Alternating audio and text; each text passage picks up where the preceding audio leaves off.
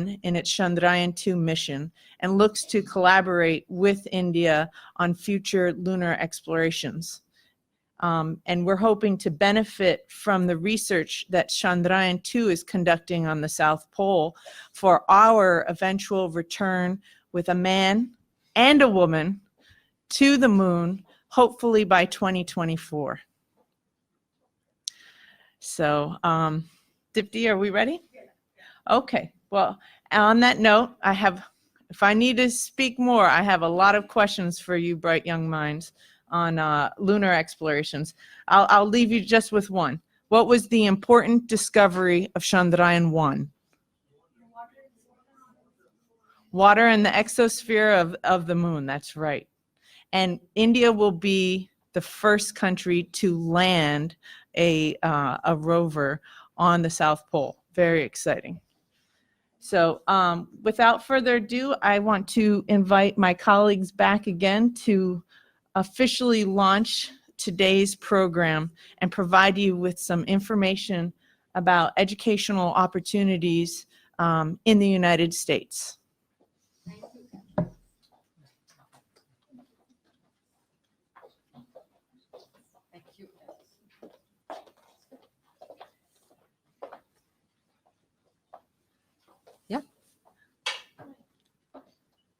Have any of you already been part of any visits outside India?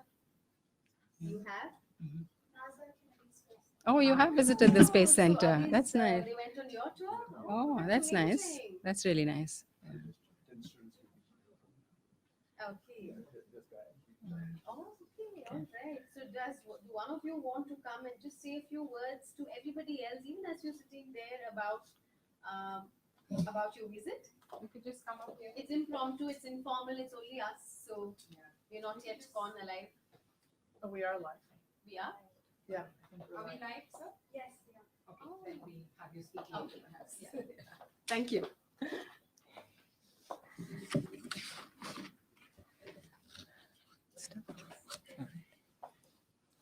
Good afternoon and a very warm welcome to all gathered here. I'm Aparna Chandrasekharan, Education USA Advisor with the US-India Educational Foundation. On the momentous occasion of the United States commemorating 50 years of the Apollo 11 moon landing, and on the occasion of the Vice President of the United States, Mr. Mike Pence, recently unveiling the NASA spacecraft for Artemis 1 lunar mission, and closer to home, with the successful launch of India's moon mission, the Chandrayaan-2, there could not be a better time to talk about space, or the final frontier for mankind, as Captain Kirk of the famous series Star Trek would intone. Today's program schedule is divided into 4 segments. In the first segment, you will hear about the importance and value of educational tours, particularly to NASA, from Mr. Kayambu Ramalingam of Go4Guru. In the second segment, I will touch upon higher education opportunities in the US, especially in space-related fields. In the next segment, Ms. Kathleen Hosey, Press Officer, US Consulate General, Chennai, will talk about the event and introduce former NASA astronaut Dr. Don Thomas. And in the final segment, Dr. Thomas will talk about his experiences, and you will have a chance to ask him your questions. I now invite Dr. Ramalingam to talk about educational tours to NASA. Thank you so much, ma'am. Good afternoon, everyone. First, I would like to thank our US Consulate for giving this opportunity to our students, first to come over here, because as ma'am said, this is your first visit. Please come repeatedly. The idea of bringing all here is because you have to know about US education, what they are doing, because here a lot of very valuable materials are here. So students who are all here, please come again. And it's a great opportunity with the help of US Education, Mrs. Maya ma'am, Regional Officer, Aparna Chandrasekharan ma'am, and Shanti ma'am, our digital side, Dipti Kumar ma'am, and Press Officer. I thank every one of you for this great opportunity. Also, we have sent information more than 200 schools all over India today. A lot of people are logging now. From all over India, all top schools, international schools, even medium schools. We are also encouraging whoever interested in science, even small or medium schools. So we have sent the link to a lot of schools. So we are expecting more here and it's a great opportunity because of the education technology. We can able to interact with our Don Thomas, who is in the US right now. We are going to interact with him.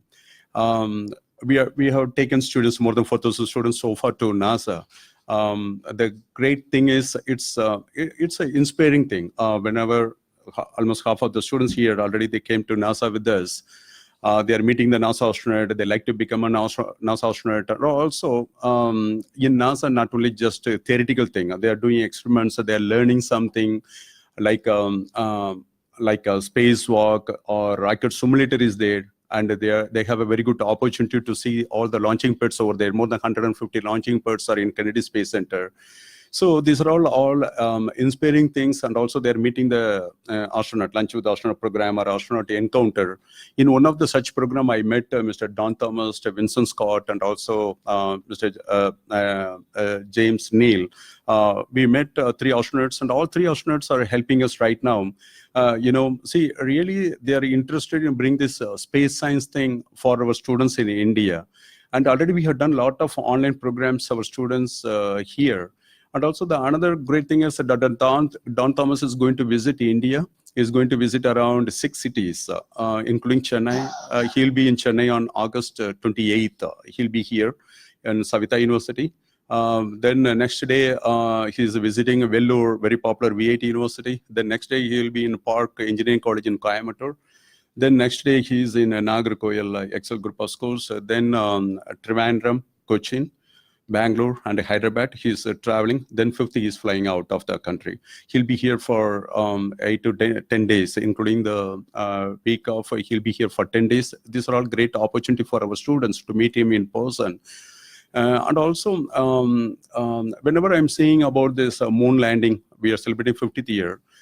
It's all about students. What you have to learn is we can able to get success after so many struggles. We will get failures. We will go through failures, lot of failures, but finally, definitely we can achieve our dream. That's what that is a message we are every time. Whenever we are visiting NASA, that's a message. I'm hearing that message. For example, Atlantis Space Shuttle, it's a reusable space shuttle. It launched like a rocket and it landed like an aeroplane. It's a reusable rocket. No one can think about that, how we can. But when students are there and seeing the Atlantis Space Shuttle, it's an amazing movie about Atlantis Space Shuttle over there. And so whatever you think in this age, it is possible. Only thing is we have to believe it. That's a message we have to take it on this day also. All about when we are celebrating this moon landing day. So once again, I thank all our officers here in the US Consulate for this wonderful opportunity for all our students here, and also for the students who are all logging through online from all over India. I thank you so much. Thank you, ma'am.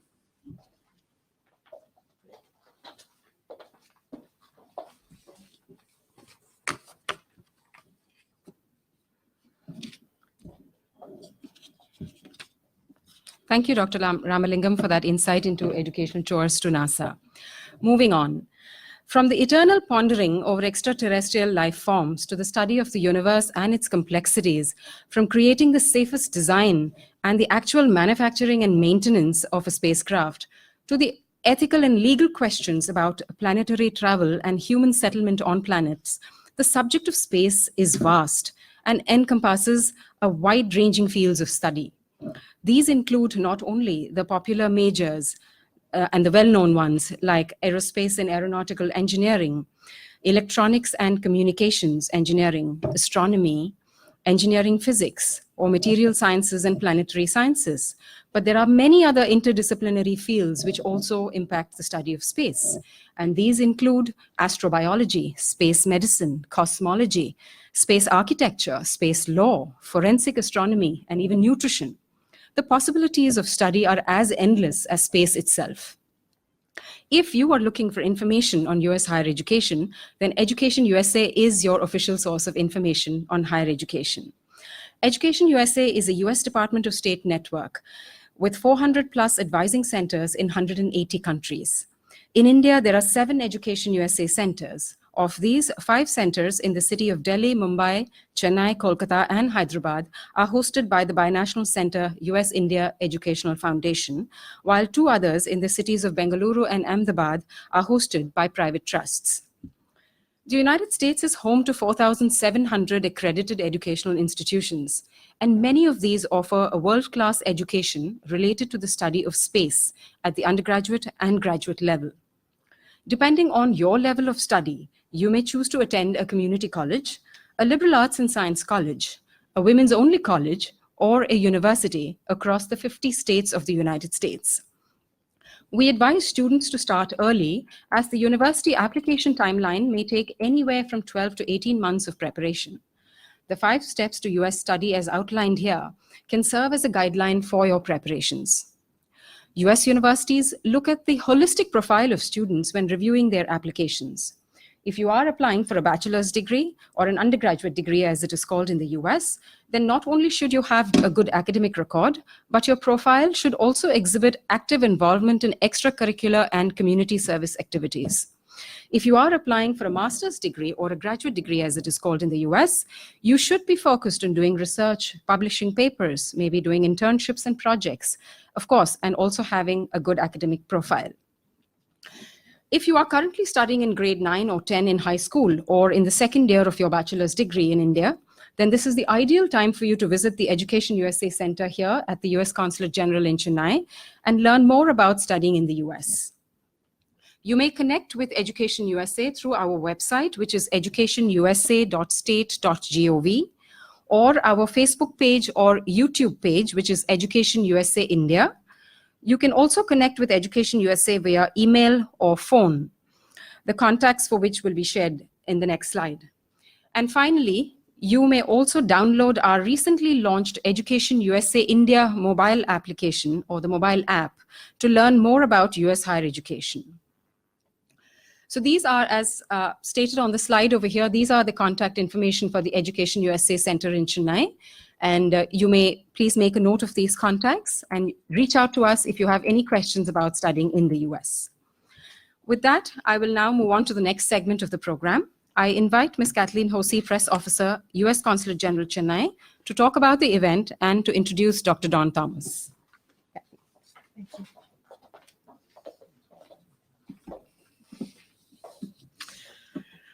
Good afternoon and vanakkam. My name is Kathleen Hosey. I'm the Information Officer here at the U.S. Consulate General in Chennai. And as a U.S. diplomat, it is one of the most exciting months in my career to be serving here at the U.S. Consulate General in Chennai, because we are celebrating month-long the 50th anniversary of the Apollo 11 moon landing. And not only that, if it couldn't get better, we are celebrating the successful launch of Chandrayaan-2, which happened earlier this week on Monday. And we are watching with great excitement as Chandrayaan-2 approaches the south pole of the moon for a successful landing. We hope that Chandrayaan-2's mission and landing on the south pole of the moon will also inform our U.S. Artemis mission to send a man and a woman to the moon in 2024. And on behalf of the United States, we look forward to expanding our cooperation with India as part of our greater commitment to strengthening strategic partnership. So Apollo 11 occurred, as we discussed, 50 years ago on July 20th, 1969. Muted on your end, so I cannot hear you. Comms check. Can you hear me now, sir? I got you now. It went mute about 20 minutes ago. Well, I am, well, it's an honor to speak with you, sir. I was just explaining to our audience in person and online how excited we are here to host you as our virtual presenter, but also to celebrate the larger anniversary of the Apollo 11 moon landing, as well as the successful launch of Chandrayaan-2, which is heading to the lunar South Pole early September. And for this audience of young STEM students who hopefully have a future ahead of them in the field of space exploration. It is a great honor to welcome today's speaker, U.S. astronaut Don Thomas. And if I may share with you a little bit of his incredible biography. I will start with what stood out to me the most. U.S. astronaut Don Thomas, during his 4 missions to space, spent a total of 44 days in space and orbited the Earth 692 times. He was born in Cleveland, Ohio, received his Bachelor of Science in Physics from Case Western Reserve University, and then he went on to Cornell University, one of our nation's best universities, in my opinion, to receive a Master of Science degree and a doctorate in Materials Science and Engineering. He was selected for NASA's 13th group of NASA astronauts in 1990 and went on to fly on 4 space shuttle missions. Aboard Columbia in 1994, aboard Discovery in 1995, and aboard Columbia on 2 other missions in 1997. Thereafter, he served as the NASA's Director of Operations in Russia. And from 2003-2006, he was the International Space Station program scientist, directing and planning the experiments performed on the International Space Station. From 2007 to 2015, astronaut Thomas headed the Hackerman Academy of Math and Science at Towson University, an outreach initiative targeting elementary, middle, and high school students to encourage them to pursue studies in the field of math, science, and engineering. And today, we are very grateful that he is a professional speaker, reaching out to students, not just in the United States, but here in India, and sharing his expertise and also his inspiration, telling us all to reach for the stars. Thank you, astronaut Don Thomas, and the floor is yours. Okay, thank you very much. Good afternoon, everybody. Hey, I'd like to thank Go4Guru and NASA Educational Tours for helping organize this, along with Education USA and the U.S. Consulate in Chennai.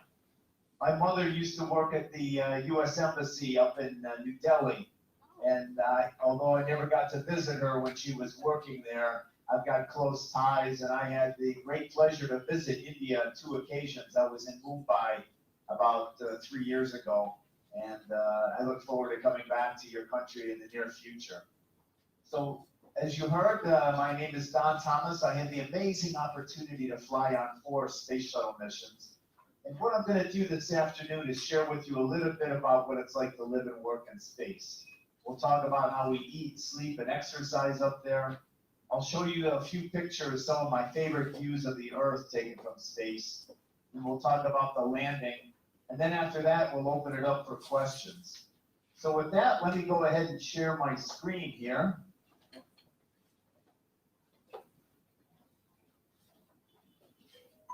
And hold on, I need to, 1 second.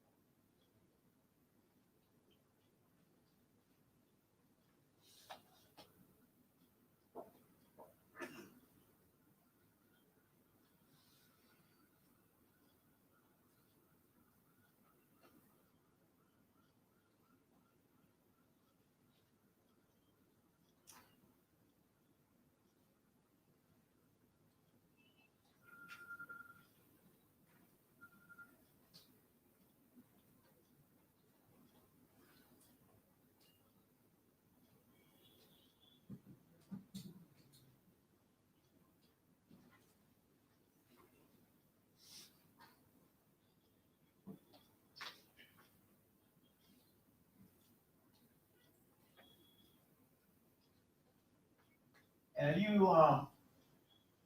you see my screen here? Oh, yeah. Yes, sir, we can see your screen. Okay, very good. So I will go ahead and get started.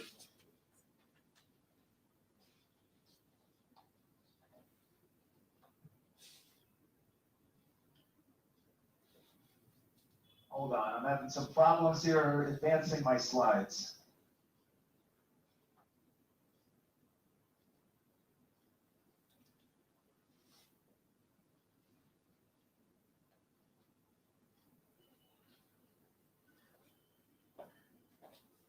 Okay, does anybody know who this is?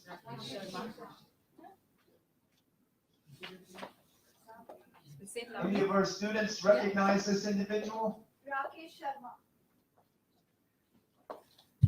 The student said Rakesh Sharma. Yes, yeah, you got it exactly right. Rakesh Sharma, first Indian in space back in 1984. Very, very good. How about this individual? She's pretty well known, isn't she? The student said Kalpana Chawla. Yeah, first Indian woman in space, and I knew Kalpana very well. We shared an office together. She always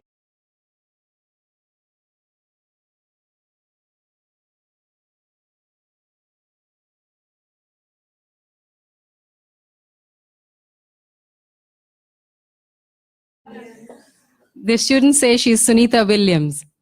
Boy, you guys are very good. Sunita Williams, exactly right.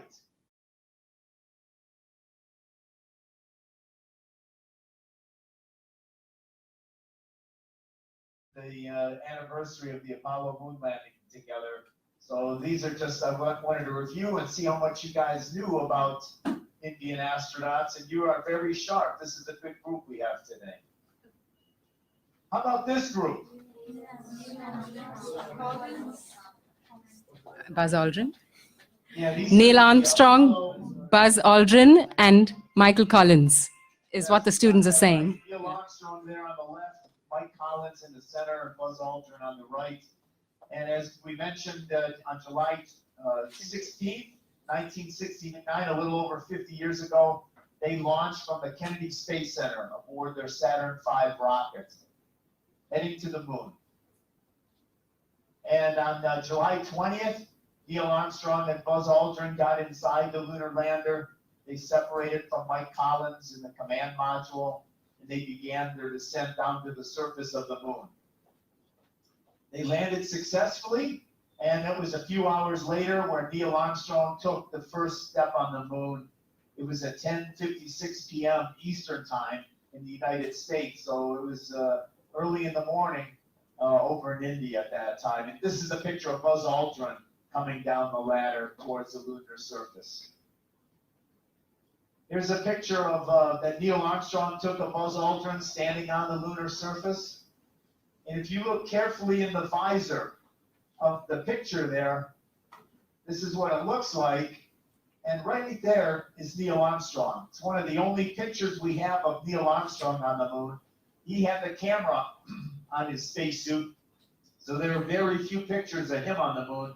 But this is one, his reflection in Buzz Aldrin's visor as he was taking this picture. We set up a lot of science experiments. There's a seismometer. There's a little reflector so that they could bounce laser signals off the moon to measure the distance. But the astronauts were on the moon for just a little over 2 hours, and then they came back inside their lunar module. Here's a picture of Neil Armstrong once he's back inside the lunar module at the end of their spacewalk. He looks a little tired. He's a little dirty with all the moon dust, but he's got a smile on his face. Mission accomplished.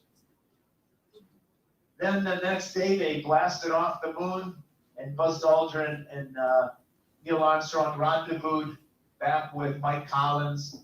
And this is the picture that Mike Collins took.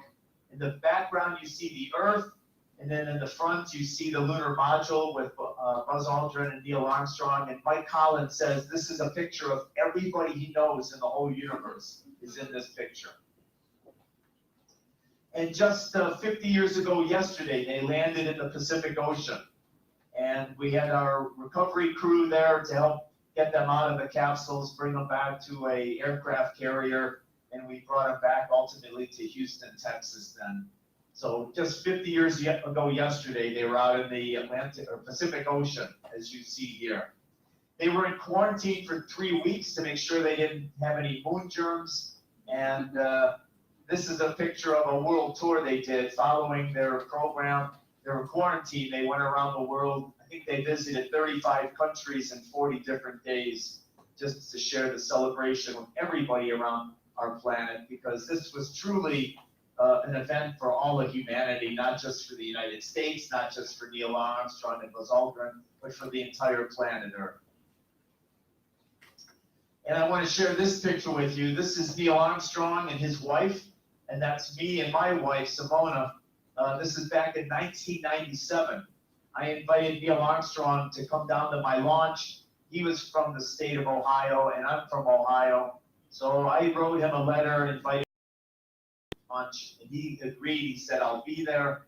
And the day before our launch, I got to spend about an hour with Neil Armstrong, just visiting with him. And that was one of the greatest moments of my life, just to spend an hour with somebody as famous as Neil Armstrong. This is a picture of Mr. Armstrong and his wife Carol watching my launch. So as probably you know there's Neil Armstrong. And at the tip of that smoke column, that's me there. So this is one of my favorite pictures of me and Neil Armstrong together. So that was the 50th anniversary of Apollo 11. Now I want to tell you a little bit about my background and how I became an astronaut. You know, I wanted to be an astronaut since I was 6 years old. When I was just 6, the United States launched our first American astronaut to space. And at my elementary school, they brought all of our students to the gymnasium. I sat on the floor and watched a small black and white TV. And as soon as our astronaut was in space, I remember sitting there saying, I want to do that. So ever since I was a little boy, I knew I wanted to be an astronaut. I wanted to ride on a rocket. I wanted to experience zero gravity floating around up there. So I always knew what I wanted to do. The problem is, well, how do you get there? How do you become an astronaut? And as a young boy, I wasn't quite sure how to do this. We only had 7 American astronauts at that time. But the one thing I recognized early on was it was going to be very difficult. There's a lot of competition. Thousands of people apply to be astronauts, and then only a small handful are selected. So I knew as a young boy, my only shot at becoming an astronaut would have to involve me working hard and doing my best in school every single day. And that's what I did in all my subjects, in math and science, but reading, art, music, history, gym, whatever I worked on, I always gave it my best effort. After high school, I went on to college and got my bachelor's degree in physics. And that's the minimum degree. You need to become an astronaut, a 4-year college degree in math, science, engineering, or the medical field. But again, I knew the competition was going to be tough. So I stayed in college. I went to Cornell University, and I got my master's and then my PhD, my doctorate in engineering. After 9.5 years of college, I got out. I took a job with a company called AT&T Bell Laboratories doing research work for them. And this was in the early 1980s, just about when NASA was starting to launch the space shuttles. So my timing turned out to be perfect on all of this. And NASA selects new astronauts every 3 or 4 or 5 years. They'll pick a small group of 10, 15, or 20. And 2 years after I got out of college, NASA put that announcement out. They needed new astronauts. I was all excited. I wrote to them. I got an application form, filled it out, sent it back in, and guess what happened? They turned me down. They said, no thanks. I didn't give up. I decided I'd try again, and 2 years later, there was another astronaut selection. I sent my application in, and then that second time, I got turned down again. And at this point, I realized I need to do more to get noticed by NASA. I wasn't even getting close in the competition. So I carefully studied the backgrounds of the individuals that were getting into the program, of the astronauts that NASA was selecting. I wanted to see, what do they have that I don't have? What am I missing? What background, what education, what experiences? And by studying that, I learned a few things. The first was Most of the astronauts that NASA was selecting, they already had some flying experience. So I started taking flying lessons and got my pilot's license. Most of the astronauts they were selecting had some parachuting or skydiving experience. So I learned to do that as well. I also taught a university course. That seemed to be experience NASA was looking for. So I worked on those activities, and 3 years later, there was another astronaut selection. I sent my application in, and this time NASA called me up and they invited me down to the Johnson Space Center in Houston, Texas, for a week of medical testing and an interview. And out of the thousands of people that apply to be astronauts, NASA will select 100 individuals. They bring them to Houston, Texas, and you spend a full week on a very thorough medical exam, and then there's a 1-hour interview.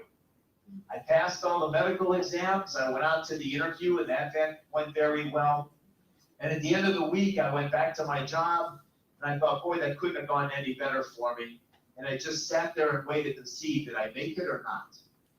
And I was back at my job about a week or so when some of my friends started calling me up from across the United States. And they called up and they said, hey, Don, the police have been calling about you. Let me tell you, if the police are ever calling about you, it's either really good or really bad, right? In this case, it was very good. NASA was doing a security background check on me, and they looked into my background. Whatever city I lived in, they would check the police records to see if I'd ever been in trouble with the law. Then they met with all the bosses from all my companies, whatever company I worked for from high school on. They talked to my former bosses and asking them, what kind of worker was I? How did I treat the coworkers? Did I show up to work on time? And then they went up and down the streets in any neighborhood, wherever I lived, talking to the neighbors, asking, what kind of person was I and how did I treat people in the neighborhood? And when I heard this was going on, I thought this is a great sign. I didn't think NASA could be doing this to all 100 individuals that they were interviewing. I figured they must have selected their astronauts, and this is the final security check to make sure you're good to go before they announce the names. So I was pretty excited, and it was about 2 months later, I got the phone call from NASA. They called me up and said, Don, thank you very much for applying. We had a lot of good candidates. We did not select you, but good luck in the future. And I tell you, I was devastated. I thought I had made it in, but here for the third time, NASA said no. And so at this point, I thought, it's time to give up on this silly dream of mine. I gave it my best shot. I worked hard. I tried 3 times, but NASA just didn't want me. And I decided I would go to bed, get a good night's sleep, and then in the morning, I would put together a new plan for my career that did not involve being an astronaut. I went to bed that night, and then the next morning when I woke up, the very first thought that popped into my head was, I still want to be an astronaut.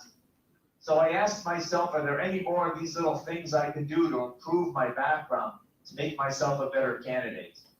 And again, by studying who NASA was selecting, it was pretty clear that most of the individuals they were picking for the astronaut program were already working down at the Johnson Space Center in Houston, Texas. So I moved down there. I got a job with NASA as an engineer working on the space shuttle program. I did that for 3 years. Then there was another astronaut selection. I sent my application in. I got called up for the medical testing and the interviews once again, and that all went very well. And then it was about 3 months later, I got another phone call from NASA. And this time they said, Don, are you still interested in being an astronaut? Because we'd like to offer you the job. I said yes. I hung up the phone, and for the next 10 minutes, I was jumping up and down, yelling and screaming. I was so excited because I knew I made it into the program. So the number one lesson I have learned in my life is to never give up. I almost gave up on my dream after NASA turned me down that 3rd time. But I learned, don't give up. Keep working hard.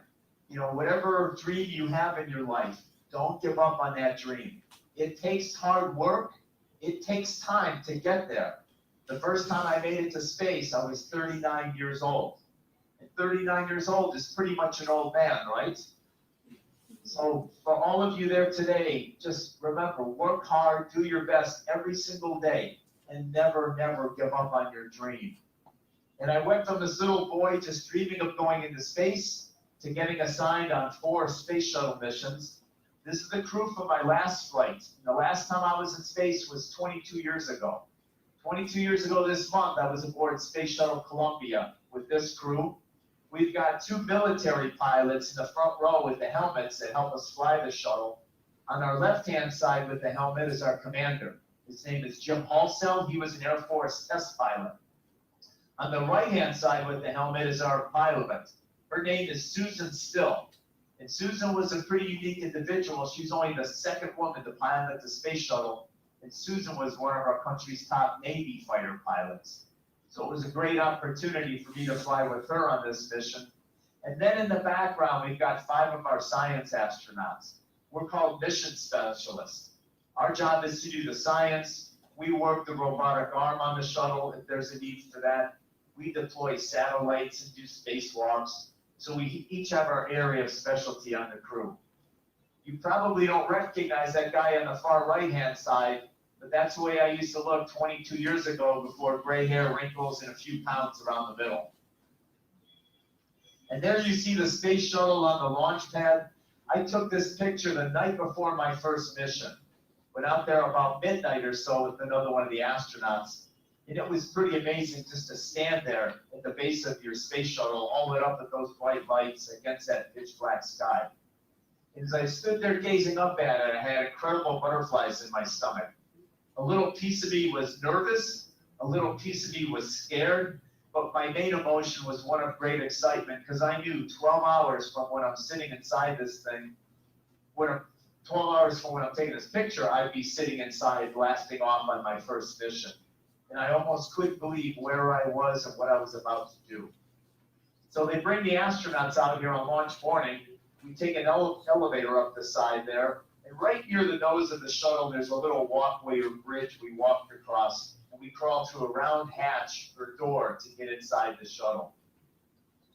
There I am in my launch suit 3 hours before liftoff. I've taken the elevator or the lift up, and then in the background you see Space Shuttle Columbia there. And they strap us into our seats one at a time. So I'm just hanging out here waiting. When it's my turn, they'll call out and say, hey, Don, we're ready for you. I'll turn that corner to the left, walk down that access arm, and at the end of it there, you see the round door or hatch for the shuttle. Before I climb inside, these 2 gentlemen in the white suits there will help me put on a parachute. We'll get the helmet on, gloves on. Once everything's all set, I get on my hands and knees, crawl on that white board, crawl inside through the round hatch, and then there's people there to help strap me into my seat. We're laying down on our backs for liftoff. We've got shoulder harnesses and seat belts. They strap us in good and tight because there's a lot of shaking and vibration during launch. You don't want to bounce out of your seat and hurt yourself or damage any equipment. So they strap us in good and tight. Once that's all done, they close and seal this side door, and then everybody moves away from us about 5 kilometers. It gets very quiet inside the shuttle up until 6 seconds before liftoff. At that point, 3 big engines at the tail of the shuttle start coming up to full power. 6 seconds later, we light those big white side rockets called solid rocket boosters. And the instant they light, boom, immediately you take off. And laying on my back in my seat, I could hear the roar of the engines. I could feel all this shaking and vibration going on. And right at the moment of liftoff, I felt a push in my back. And it felt to me as if somebody had their hand right in the middle of my back and that they were pushing me up into the sky. And that's what the space shuttle's doing. It's literally pushing us, tossing us up in the air. This picture is taken just 4 seconds after liftoff. We're going 200 kilometers an hour already. So we don't ease off the launch pad. It's literally boom, and we accelerate faster and faster every second. This picture is taken from a NASA chase plane a few miles away, and we launched right along the coastline of Florida. All the blue you see in the background is the Atlantic Ocean. You see our 2 shuttle launch pads. The launch pad that this space shuttle is launching from is the very same launch pad that Neil Armstrong launched to the moon on Apollo 11 50 years ago. And today we have a commercial company called SpaceX with Elon Musk. And they're launching from this launch pad as well, so it's a very historic launch pad. 2 minutes into the flight, we're about 40 kilometers up in the air, And after just 2 minutes, we're traveling at a speed of about 4,000 kilometers an hour. And our two side rockets have used up their fuel. They separate off to the side. They would fall back to Earth, and we would recover these out in the Atlantic Ocean and clean them up, load them up with new fuel, and we'd use them again on another mission. So at this point, we have our space shuttle at the center of the picture.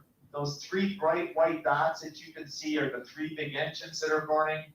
Just to the right of that, that fuzzy patch you see is our big fuel tank, and that's going to take us the rest of the way to space. 8.5 minutes after liftoff, the engine shut down. It's perfectly quiet, and then there's a big kaboom. We fire some explosive bolts, and the space shuttle separates from our fuel tank. And that fuel tank would just fall back in the atmosphere and burn up like a shooting star.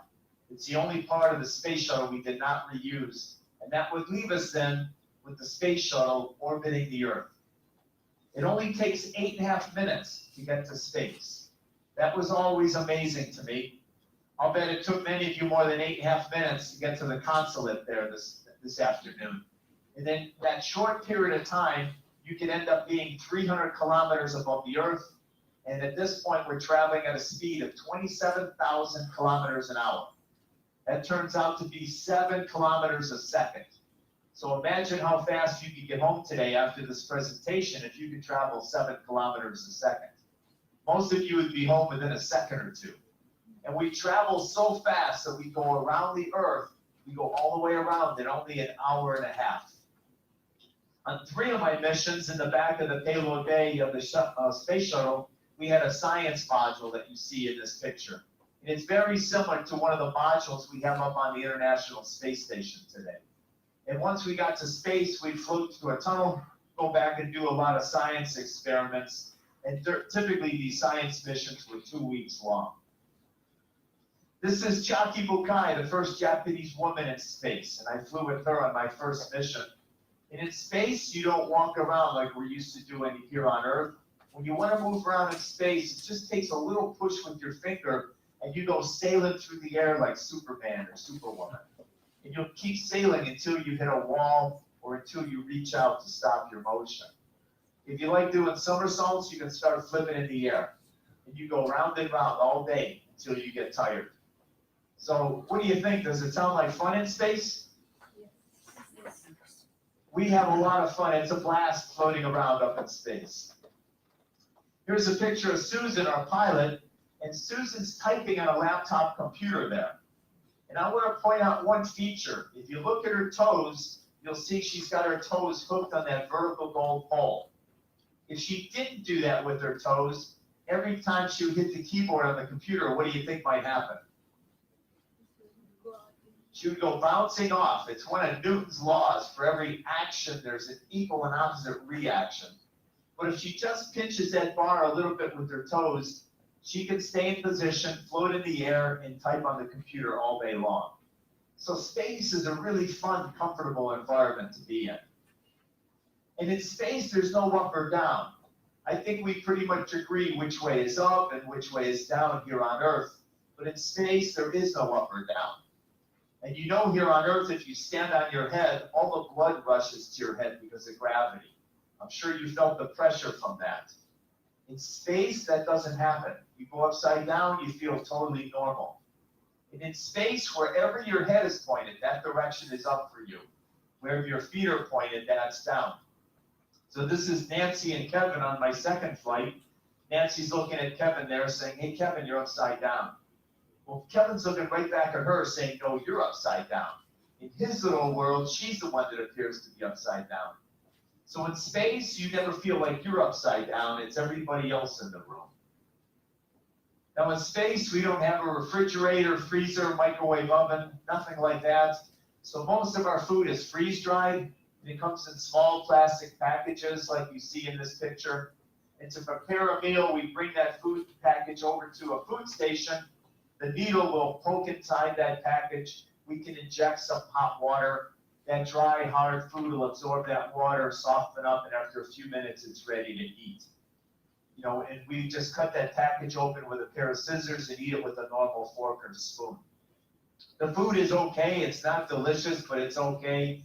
We have macaroni and cheese, spaghetti and meat sauce. We've got hamburger patties that are hard like a rock, but when you add the water to them, they soften up and then they're almost edible. Now for drinking in space, we can't drink out of a glass or bottle like we're used to doing here on Earth. If you had a bottle of water in space, you take the top off, you tip it upside down, nothing's going to happen without gravity. So we can't drink out of a normal glass or bottle, so instead in space, we drink out of foil pouches. And we bring that foil pouch to the food station, and these pouches have powdered orange juice, powdered lemonade, powdered coffee, powdered tea, and we can inject water into them. We mix up that powder a little bit with our fingers, then we poke a straw into it, and then you just squeeze it into your mouth. And on the right-hand side of the picture, you'll see a little drink bag there with a bag of lemonade that somebody made. They velcroed it to the wall to keep it from floating away. These are just like juice boxes or juice bags that you may have sometimes at lunch. In this picture, I've got a bag of tropical punch, red juice there. And you see the red straw with some of the juice in it. And I squeezed the bag of punch and some of the juice got away from me. And what looks like a red golf ball in front of my face is actually a blob of tropical punch. Any liquid in space will form a perfectly round ball. It's from a force we call surface tension. It drives it into a sphere, and it'll just float there in front of you. You can take a straw and drink that, and you'll see the blob get smaller and smaller and smaller and disappear. Sleeping's a little different in space. The inside of the space shuttle is pretty small, and we didn't have dedicated bedrooms. So when it's time to go to bed, we would take a sleeping bag, attach it to the wall with a few clips, and then you just float up there, slip inside, zip it up, and you go to bed. We wear the dark eye shades that you see in this picture because we go around the Earth every hour and a half. And we get 45 minutes of daylight, 45 minutes of nighttime. If you don't want the sun coming in your eyes all the time, you need to wear the eye shades. And you see how our astronaut has his arms crossed across his chest there? Here on Earth, if you totally relax, your arms will fall to your side. But in space, if you totally relax, the arms will float right in front of you, and your hands will be right in front of your face as you're sleeping. So can you imagine you wake up in the morning, you open your eyes, and you have two hands floating in front of your face? Our astronauts are not that brave, so we tuck our arms in like you see in this picture. And the real reason we do it, there's a lot of cables and switches there on the right-hand side, and you don't want your arm floating over there in the middle of the night, hitting a switch, bumping a cable, doing some damage. So we try to get nice and secure like you see here. And they give us about 7 hours a day to sleep, just like we do here on Earth. Now for cleaning up in space, we don't have a shower, we don't have a bathtub, we don't even have a sink like you have in your kitchen or bathroom at home. So when it comes time to clean up, we have some of those drink bags that I showed you, and instead of having powdered juice in them, a few of them will have powdered soap. And to take a bath here, all we do is inject some hot water into that powder. We mix up a bag of hot soapy water, we can put it on a cloth and give ourselves a sponge bath. That's how we clean up in space. For washing our hair, we've got a special shampoo that you see here. It's called no rinse shampoo. And this was developed for people in the hospital who can't get out of bed to take a shower. And it's very easy to use, doesn't require any water. All you do is squirt some of this shampoo in your hair, you work up a lather, and then you take a towel, pat it dry, and you're done. I took this picture, I love the bottom line on the bottom there. It may be a little hard to read, but it says, for beautifully clean, full-bodied hair. And I want to share with you what that looks like in space. So here you see Susan, our pilot, and anybody with longer hair, it's gonna float all over, as you see here. I'm not picking on Susan, even my short hair floats all over. Do you guys believe that? Do you think even my short hair would float? Yes. Yeah, it would. And so we say that every day in space is a bad hair day. And I want to show you the granddaddy of all bad hair days in space, and that's right here. This is Marsha Ivins, one of our astronauts. She flew 5 times in space, had really long hair, as you see here. She wouldn't leave it like this normally, otherwise for the rest of us it'd be like scuba diving through seaweed. She'd put it in a ponytail, but just did this for the picture. Now, exercise in space is very important. Here on Earth, we're walking around all day, we're using our leg muscles, we're carrying our books, but in space, we don't use our muscles at all. To move around, it's a little push with our finger, and we just sail through the air. And everything is weightless in space. I can lift a car with one finger in space. So we don't use our muscles at all, and it's very important exercise. So we had this bicycle we ride every day for about 45 minutes. We get your heart muscle going, get your leg muscles working, so when you come back to Earth at the end of the mission, you're still in good shape. Do you know what this is by chance? This is the toilet on board the space shuttle, and it's in a small closet area, very similar to an airline toilet. We have a curtain that goes across the front, like a shower curtain for privacy, and it has a white toilet seat there at the center of the picture, like our toilets here on Earth. But here on Earth, we use gravity to collect the waste material. You can probably imagine what would happen in zero gravity. So this toilet is like a porta potty or portaloo you may see at a football game or a construction site. And in the bowl of the toilet, we have giant fans. And to activate the toilet, there's a little white switch there, a knob off to the left. You push it forward, it activates the fans, and it sucks air from the toilet seat downward. So we use that down rush of air in the bowl of the toilet to keep all the waste material down. And that is the secret of using the space toilet. And in space, everything floats around up there in zero gravity. If you're brushing your teeth, you can let go of your toothbrush and toothpaste, float across the shuttle, get a drink of water. When you come back, they should be floating in the air right where you let go of them. I'll wrap it up by showing you some pictures of the Earth. And whenever an astronaut has a free moment, we float to the window to watch the Earth go by. I have a map in my hand here. I'm trying to figure out where we are around planet Earth. And I'm looking out one of the windows there towards the tail end of the shuttle. And I took a camera right up to that window, I pressed it against the glass, and I took a picture so you can see exactly what my eyes are seeing. And this is the view I'm looking at out the back. So that's the beautiful blue Earth from 300 kilometers above. All the blue you see in the background there is the Pacific Ocean. The white areas are puffy clouds. That peninsula coming down on the right-hand side is Baja California. It's part of Mexico. And I want to show you one feature here. If you look very carefully at the bottom edge of the Earth, you may see a very thin blue line either to the right or to the left of the space shuttle.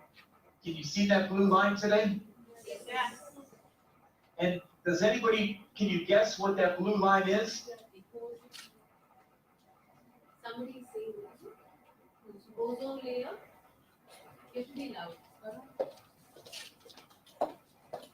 One of the students said, is it the ozone layer? It is part of the ozone layer, but it's our atmosphere. It's a whole atmosphere. Right. On a nice sunny day in Chennai, you look up at that blue sky, and it looks like it goes on forever and ever. From space, we see the atmosphere edge on. And it looks just as you see here, like a paper-thin layer. Most of the air protecting us here on planet Earth is in that first 20 or 30 kilometers or so. And that's about it, which is why when we pollute the air, it can have such a major impact on our planet. Here you see a giant hurricane or typhoon. This was over the Pacific Ocean, and this was a big one, about 600 kilometers across. And we flew right over the center of the typhoon. Does anybody know what that's called?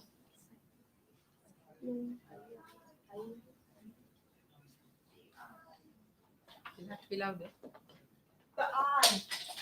Yes, we call it the eye, and from 200 miles up, I could look down, 200 miles up, I could look down the window, look outside, and right into the eye and see the blue water of the Pacific Ocean. The next picture will show you the eye from directly overhead, right there. The eye is about 20 kilometers across, and as you know, in the eye you get very light winds, just a few kilometer an hour breeze. but maybe 10 kilometers away, you have the eye wall where you get the highest winds. This was a powerful Category 3 hurricane. It had top speeds of about 200 kilometers an hour. Here's a volcano venting steam. This is in the South Pacific near Indonesia. And there on the left-hand side, near the center of the picture, you see a volcanic crater half underwater. So these are all volcanic islands in that part of the world. And in this picture, you see the Himalaya mountains.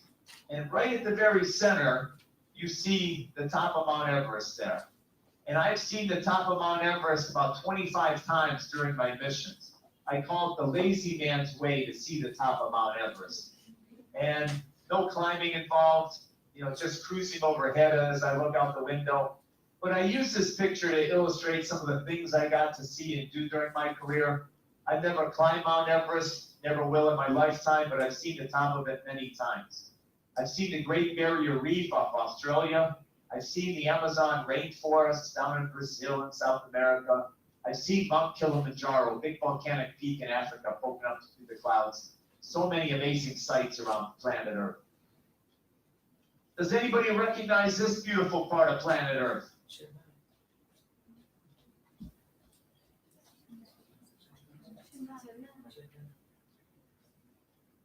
Any guesses? Let me put in a few landmarks here for you. So there you see Chennai, and you can see your international airport right there. Really beautiful to see from space. And you see all those lights in Chennai? Do you know what those lights are from? That's all of you staying up late studying, right? Or maybe your teachers are staying up late grading your papers. And here you see a sunrise from space. Because we go around the Earth every hour and a half, we see 16 sunrises and 16 sunsets every 24-hour a day in space. And they're all beautiful. I would try to watch as many of these as I could. Well, at the end of our mission, it's time to come home. We fired 2 engines from the back of the shuttle, and it would slow our speed down, and we would begin our fall back to Earth. And 55 minutes later, we would end up landing back at the Kennedy Space Center in Florida. Touching down like an airplane, we would deploy a drag parachute out the back, and then we put the brakes on and just roll to a stop. And then we just sit and wait for them to open the hatch so we can get out. And typically it takes them an hour or so before they open the hatch and you can get out. And when you first come back from space, you feel like you weigh about 1,000 kilograms because you've been floating around in zero gravity for 2 weeks. And then when you come back to this pull of gravity, it felt so heavy for me. My arms were heavy, my legs were heavy, I was a little dizzy when I got back. And it took a day or so for the dizziness to go away, and maybe a week or so to get your muscle strength back, and then you're pretty much back to normal. So the space shuttles have all been retired. We still have the International Space Station orbiting the Earth. It's about 300 kilometers above the Earth, traveling at that same speed, about 27,000 kilometers an hour. And we have these 6 astronauts are up there. The ones with the stars have been up there for about 3 months. The other 3 astronauts just launched on Saturday. So we currently have 6 astronauts up there right now. And today NASA's building a new rocket called the Space Launch System, SLS. And this will be the biggest, most powerful rocket ever launched. And instead of flying our astronauts in space planes like the space shuttle, our astronauts will launch in capsules called Orion on top of the rocket. And this is what the Orion capsule looks like, and it'll hold 4 to 6 astronauts. Those astronauts will lay on their back during liftoff for launch, just like I did inside the space shuttle. But instead of landing like an airplane, the capsules will come down with parachutes and land in the ocean. The first test launch of this new rocket is a little more than a year away. We call it Exploration Mission Number 1. And this will not have any astronauts. It'll be unmanned. And what we're going to do is launch it from the Kennedy Space Center. We're going to send it to the moon. It'll orbit the moon for 10 days and come back. And if everything works well on that first mission, we're we're going to put astronauts on the very next flight and send them to the moon. So we're just a handful of years away from having astronauts orbiting the moon once again, which I think is pretty exciting. So where are we going to go with these new rockets and capsules? These are some of the destinations. As I mentioned, we want to go back to the moon and build a lunar base. We like to visit the asteroids. And we also like to go on to that red planet. What's that one called? Mars. Mars, exactly right. So let's take a look at a few of these missions here. Here's a mission to the moon, building a lunar base. We'd like to learn to live independent of Earth, in preparation for our missions to Mars. Here's a mission to one of the asteroids. The scientists would like us to bring back pieces of these asteroids. These are early remnants of our solar system, maybe 4.5 billion years old. Here is a mission to one of the moons of Mars. Mars has 2 small moons, and I think it would be so amazing to be that astronaut in the lower right-hand corner. And you look over your shoulder behind you, you have the red planet Mars in the background. And about 20 to 25 years from now, we hope to land astronauts on the surface of Mars. And this is an artist's drawing of that today. You see our landing craft, and just to the right of it, you see the shadowy figure of the first 2 humans setting foot on Mars. And do you know who those astronauts are walking on Mars? Any guess?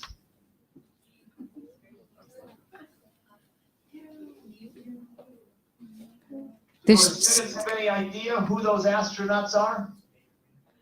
Perhaps the students in this audience here today? You are exactly right. I am too old to go to Mars. 25 years from now, I'm going to be like 90 years old. NASA's not sending me to Mars. For the students there today, your parents are too old to go to Mars. And I suggest you never repeat this at school, but your teachers are too old to go to Mars. But our students here today are the perfect age. We call you the Mars generation. And it'll be somebody in your generation to be the first to set foot on Mars, which is why we say we need you. We need you, to be working hard in school, doing your best, because we're building the rockets today for these missions. We're designing new spacesuits. We're designing the habitats for Mars. And you, all of you, represent our next generation of scientists, engineers, technologists, and astronauts, explorers. And that's why we need you working hard, because you can very well be a part of these missions in the future. And we won't accomplish them unless you're working hard and doing your best every day in school here. So with that, I just want to say thank you very much. And I wanted to see if you had any questions there for me today. Thank you so much, Dr. Don Thomas. It was the most fascinating and awe-inspiring talk. I'm sure our students would agree with me. I'm sure they're feeling very inspired. I'm sure they're feeling very inspired by your experiences and are already in their mind hoping that one day they will follow in your footsteps, perhaps to Mars, as you said. We will now open the floor for questions. I will call out the name of the student. I would request the student to introduce themselves. Please start with your name, the standard or class that you're studying in, the school you represent, and then please ask your question. I request the students to come up to the front where the microphone is here and to ask their question, please. Right? I would first like to call Priyanka of Velamal. Please come forward.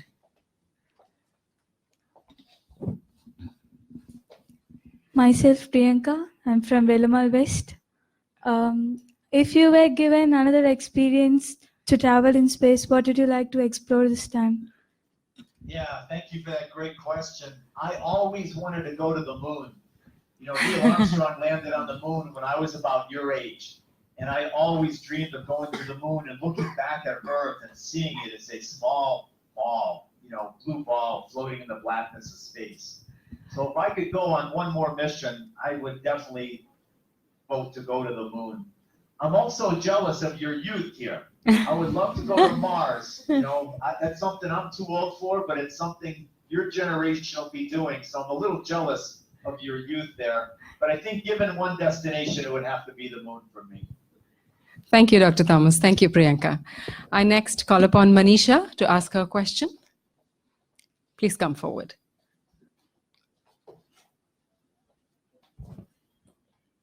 Hi sir, this is Manisha Bharti. I'm from TI Matriculation High Secondary School and I go for grade 12. My question is, can you tell us about the woodpecker flight? Yeah, Manisha, that's a bit of a secret. I'm not sure I can tell you much about that, but I will do so. I don't know how you learned about that. You've done your research here. But on my second space shuttle mission, this is aboard Space Shuttle Discovery, the name that you see behind me here, just 1 week before our scheduled launch, a woodpecker attacked our big fuel tank. And the big orange tank on the space shuttle is made out of metal, and it's covered with 3 to 4 inches, maybe 5 to 8 centimeters of foam insulation to protect the fuel, to keep it cold. And this woodpecker came in, and 1 week before our launch, it drilled 205 holes in the insulation in our fuel tank. So it delayed our mission 1 month. And while NASA had to go in there and fix the fuel tank and patch up all the holes. So because of that, I became known as a member of the woodpecker crew.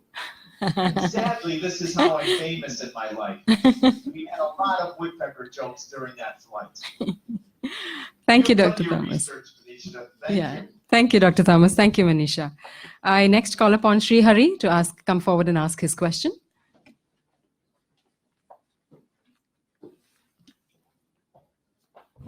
Good morning, I'm Shriyari. I'm studying grade 11 at the Pupils Health Eco School. My question is, what do you think of the private space agencies in the role of Artemis program? Yeah, the role of the private space companies that we have now, we've got Elon Musk and SpaceX, we've got Richard Branson, Virgin Galactic, we've got Jeff Bezos and Amazon, he's got a company, Blue Origin, and we also got other commercial companies like Boeing. And we're paying these companies, like we're going to be paying SpaceX and Boeing to launch our astronauts up and down to the space station. Just later this year, early next year, we'll start doing it. And SpaceX has been working with NASA very closely, sending supplies up to the International Space Station. So I think these commercial companies, they are great partners for NASA. Some people characterize it as competition. It's NASA versus our commercial companies. That is not the case. We are really working together, and I expect when we go to Mars, it's going to be a joint program. It's not just going to be NASA and the commercial companies, but I would envision this trip to Mars as being an international endeavor, very similar to our International Space Station. And it would be my dream that when we send those first astronauts to Mars, that they represent all of planet Earth. That it's not just the United States or China or Russia, but it represents all of us on planet Earth. So maybe we can have one of our students there today joining us on that mission to Mars. But the commercial companies will play a big role in helping us along the way. Thank you, Dr. Thomas, and thank you, Sri Hari, for your question. I next call upon Aparna with her question.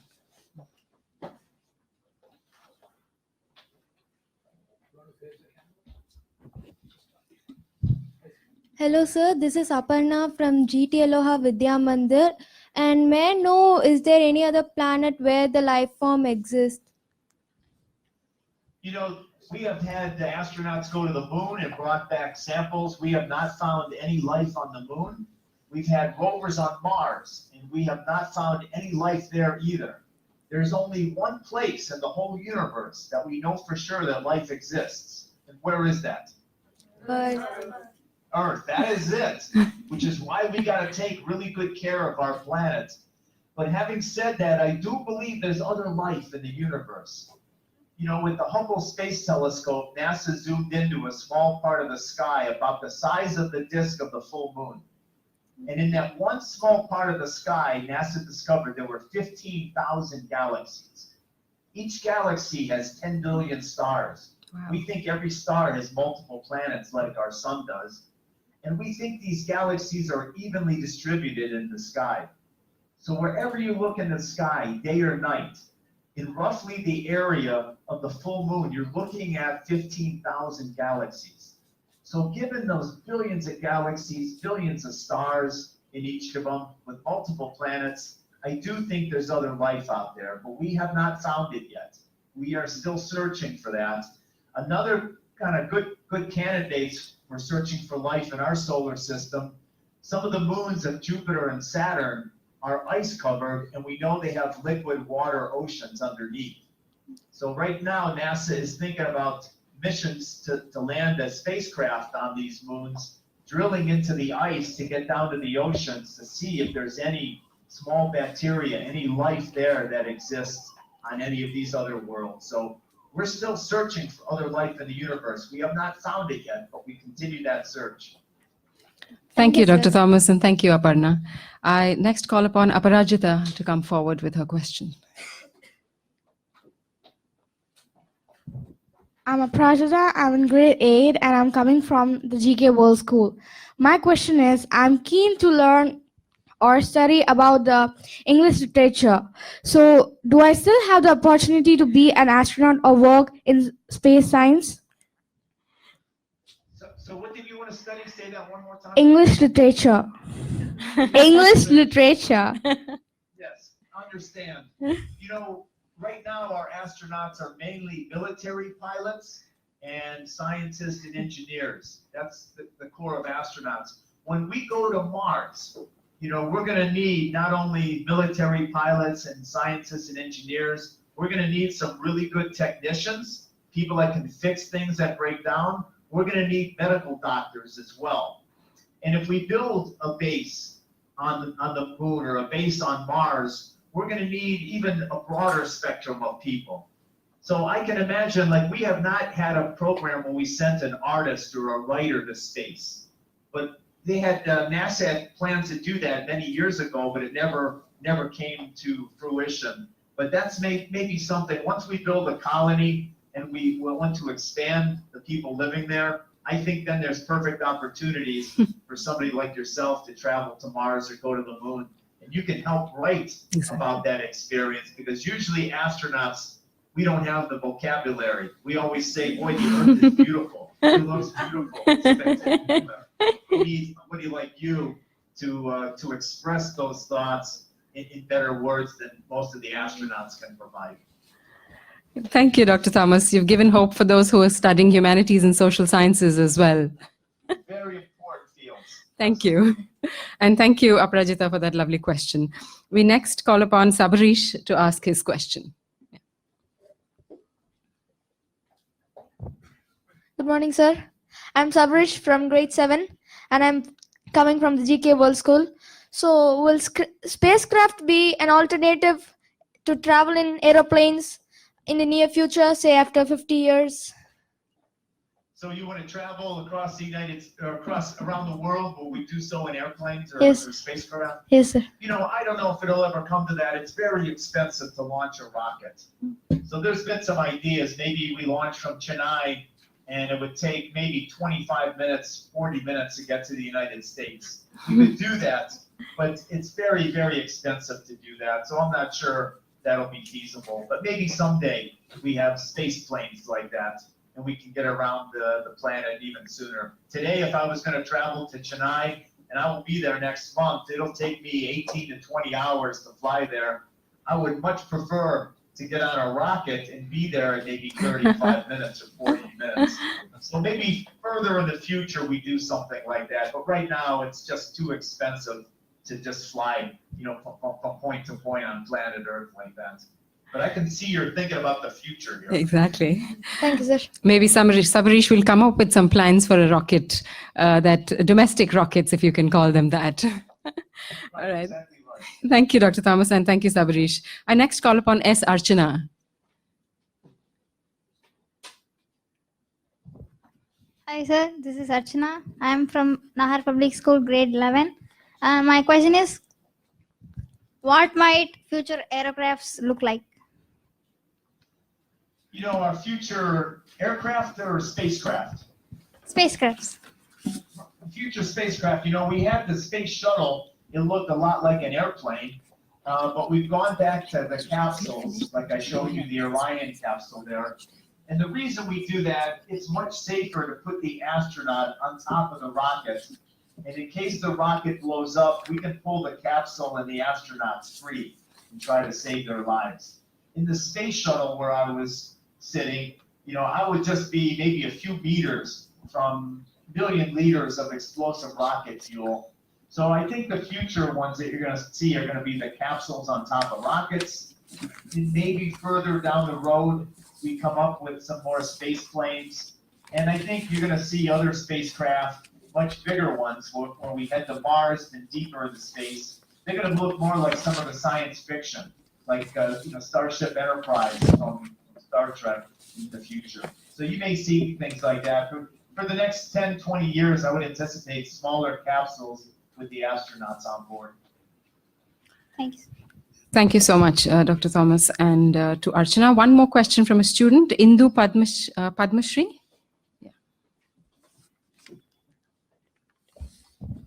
Greetings, sir. I'm Indu from grade 12 from the Pupil Savita Eco School. So we've now been all about international collaborations and student exchange programs and many such things. So what would your view be on private tourism on ISS?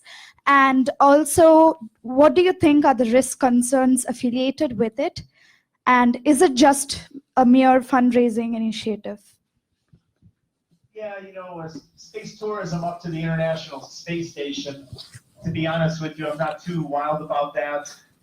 When we have tourists come up to the space station, all work has to stop up there pretty much. And everybody kind of makes sure that our space tourists, doesn't touch any critical switches, doesn't do anything dangerous up there. But I'm in favor of space tourism, not just up to the International Space Station, but going into space. And SpaceX will be launching space tourists. So will Richard Branson with his, Virgin Galactic spaceships, and Jeff Bezos with Amazon, his Blue Origin company will be sending space tourists up. And there's other companies that are building maybe space hotels, space habitats up there, especially for tourists. And they'll be doing that, I think, in the next decade. During your lifetime, for sure, I think you'll have the opportunity to go to space on a commercial flight. It'll be much like an exotic vacation going to Antarctica, for example. There'll always be a risk with this. Going to space is always a little risky. You have so many millions of liters of explosive rocket fuel, and there's always a small chance that something could go wrong. Just like when you fly on a commercial plane today, there's always a risk that there's a problem. It's a very, very small risk with airplanes. With rockets, it's a little bit bigger risk, but maybe with our commercial companies, we can get them safer and safer and bring the costs down, and it'll be a relatively easy trip to go up to space. Thank you very My dream much. is everybody can get up to space. When I saw the beauty of the Earth with my own eyes from space, it forever changed how I view planet Earth. I saw that paper-thin atmosphere. I saw how fragile our planet is. And the more people that could get above the Earth to see with their own eyes what I saw, we'd have more people here on Earth trying to protect our planet, to keep it clean and safe for all of us in the future. So I'm all in favor of commercial space tourism for people going up there. And it would only take you 15 seconds. If you look out the window from space for 15 seconds, it would forever change you in how you view our planet. So I hope you get the opportunity to travel to space in the near future. Maybe to Mars, maybe just orbiting the Earth to see the beauty on a nice vacation up there. Thank you, sir. Thank you, Dr. Thomas, and thank you, Indu. I will now, Dr. Thomas, hand over to Julia Burleson, who will read out a few questions that we've received online on our WhatsApp group, as well as from Facebook and YouTube. Okay. So the questions have been outstanding here so far today. Hi, good afternoon, Dr. Thomas. The first question comes from RD International School, and they ask if you've experienced climate change in space. My missions, my 4 flights were over a period of just 3 years and a few weeks. So they were too short together to see dramatic changes in the Earth. But we can see that from space. We see the ice caps up at the North Pole. We see big, huge glaciers breaking off of Antarctica. So we can see huge changes that are occurring in the Earth from space. But my missions were just in too short of a period where you really couldn't see the changes from one flight to another one. That's why I would love to go to space again to see the Earth, 20 years later after I last flew in space. Thank you. And the second question comes from Sri Hara, who asks, what's your favorite chapter of your book, Orbit of Discovery? Srihara, that's a great question for me. They're all my favorite chapters because I wrote it. But I think the very first chapter is my favorite. And I think it's called the Woodpecker Attack, something like that. The first chapter is all about the woodpecker attacking our space shuttle, just to get you caught up into the book. Another favorite chapter is one that I wrote about looking back at planet Earth. And I think I titled it Columbus Was Right. And that's a reference to Columbus was right, the world is round and not flat, because there's many people that think the world is flat. But I have been around it 692 times. Our world is definitely round and not flat. And I describe much of the beauty of the Earth that I saw from space. So those are my two favorites. And thank you for bringing up my book there. And the final question is, what advice do you have for aspiring astronauts? For aspiring astronauts, this is where we started off the talk. You have to work hard and do your best every single day in school, in all your subjects. For sure, you want to work hard in math and science and engineering, but you want to be, good at literature. You want to be good in history, music. Always do your best. And the key is to never give up on your dreams. I first dreamed of going into space when I was 6 years old. And the first time I made it to space, I was 39. 39 years old for our students today. That's pretty much an old man, right? Not too bad. You are very polite. But these careers, many of the careers you'll pick, it will take time to get there. So be patient. Work hard, do your best every day. Never, never give up on your dream. If you're turned down for a job that you apply for, or you're turned down for medical school or law school, for whatever you want to do, don't give up. Look for ways you can improve yourself, just like I did. I took flying lessons. I learned to skydive. I taught a university course. I was constantly trying to make myself a better candidate. You can do the same thing. But the key is to never, ever give up. Keep working hard towards your dream. Thank you so much, Dr. Thomas. Thank you, Julia, for asking the online questions. Thank you again, Dr. Thomas, for answering them patiently. I now call upon Kathleen Hosey, Information Officer at the U.S. Consulate General, to give the closing remarks and to say thanks to Dr. Thomas. Briefly, I want to thank the students gathered here today, their parents, their teachers, as well as the students watching us online. Thank you for your interest in this topic of space exploration and for joining us today and for your very thoughtful, well-researched questions. I want to thank my colleagues in Education USA for organizing today's live stream talk. We do talks like this all the time, especially every Thursday on U.S. higher education opportunities. And more information about those talks can be viewed on our Facebook page for the U.S. Consulate General in Chennai. I want to thank Go4Guru for connecting us with U.S. astronaut Don Thomas and for exposing the youth of India to educational tours and NASA. I understand that Go4Guru will be bringing back Dr. Don Thomas to Chennai as early as August 28 to give some lectures here as well as elsewhere in India. And I hope I personally have the opportunity to meet astronaut Don Thomas. I consider you, sir, one of our brave U.S. national heroes for the example you have set achieving your dreams and furthering our space program. And I want to thank you again on behalf of all of us for taking time to share your experience with us and motivating each and every one of us, no matter what age, to follow our dreams. Thank you, sir. Hey, thank you very much. It's been a great opportunity to with the students today at the Consulate and also the students online. I very much look forward to my trip over to India. I want to share the message with other students and share the passion that I have with space flight. So I want to thank you all for being there today. Our students, boy, thanks for those great questions. As you already heard, they were well researched. When you're asking about woodpeckers, I know you've done your homework there. And I very much look forward to my visit over to India. That'll be my third trip, and I'm very excited about that. And I just want to thank all the workers, all the employees at the U.S. Consulate there. I told you my mother worked for the State Department for about 25 years. She traveled around the world, mainly in consulates. She was in a few embassies as well. And you guys do outstanding work there, supporting our country and creating goodwill and peace around our planet. So I thank everybody working at your consulates. Please pass along my greetings and my appreciation for the work you do there.